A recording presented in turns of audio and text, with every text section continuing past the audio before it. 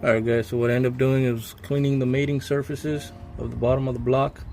I also cleaned the mating surfaces of the oil pan, but I didn't want to bore you all with that. So the next step is just waiting for the timing cover and oil pump that I ordered. I decided to put in a new one that goes right up there. I don't know, yeah, right up there. And after that, I'm just gonna have to lift the SUV, remove the cross members, install the oil pan, and fill the fluids and attempt to get a startup. So stay tuned. Alright guys, so as you can see, the timing cover has been installed.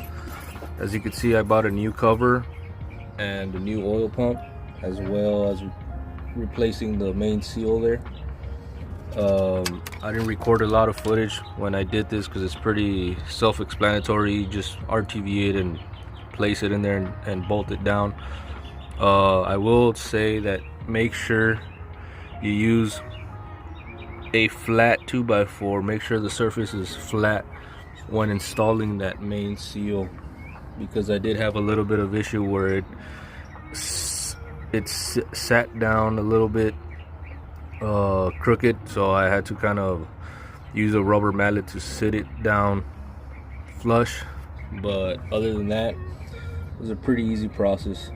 So next will be prepping the bottom side to install the oil pan.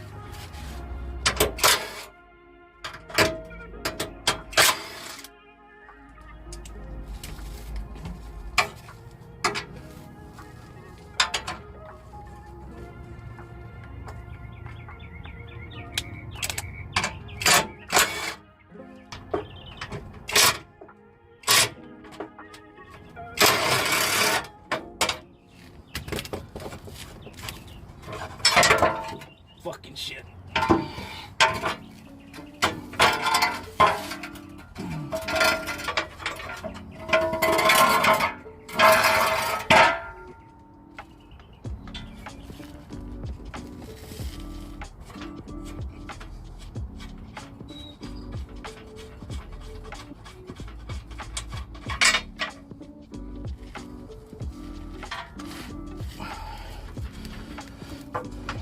Last time I put this part of the cross member, I didn't torque them all the way because I knew I was gonna do this when I did the oil pan. So yeah, always plan ahead.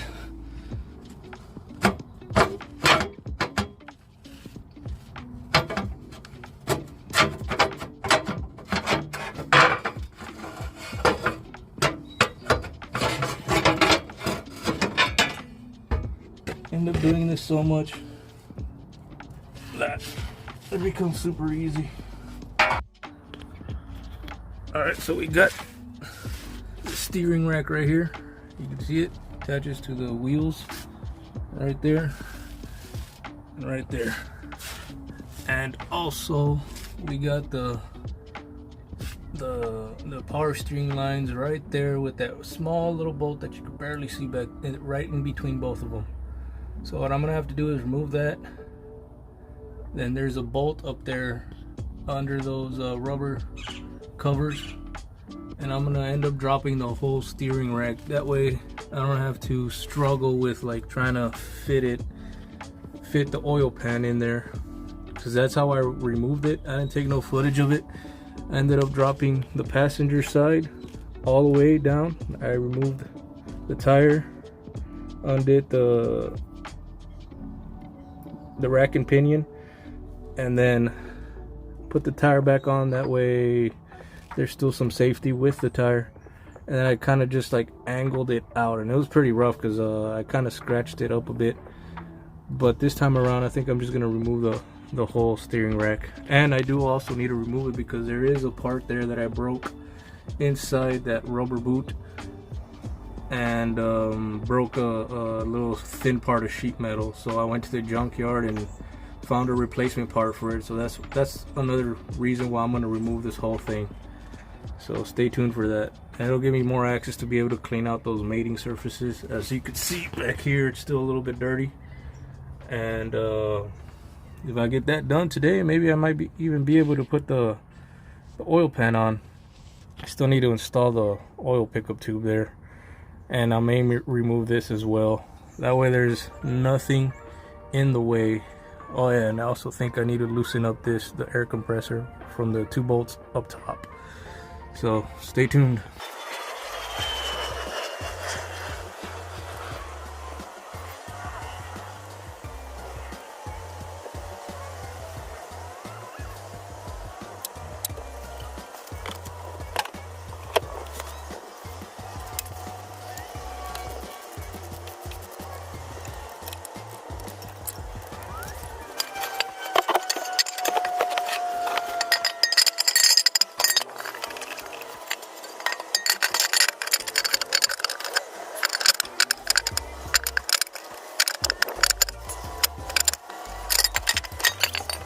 Alright y'all, so that was just a little dry fit, just to kind of get a hang of how I'm going to do this.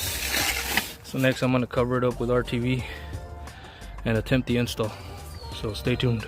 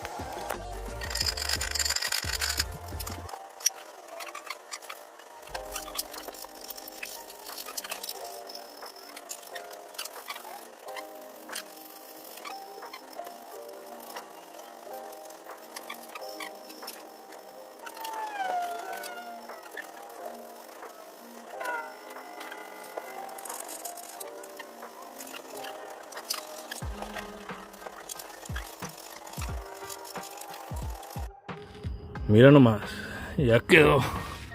Oil pan is on, man. It's all downhill from here. Look at that, with its RTV and everything. All bolts are torqued to spec. I'm getting close.